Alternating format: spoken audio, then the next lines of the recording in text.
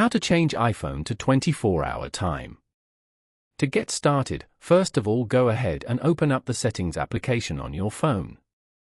Once you're here, scroll down until you find the General option and tap on it. General manages your overall setup and preferences for iPhone, such as software updates, device language, CarPlay, AirDrop, and more. Inside the General menu, scroll down and find the Date and Time option and tap on it.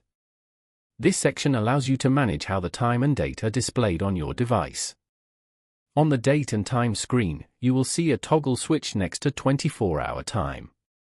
Simply tap this switch to turn it on.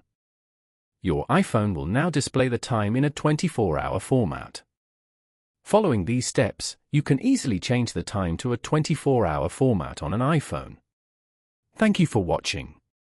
Please leave a like if this tutorial helped you, or leave a comment below if you have any questions related to the video.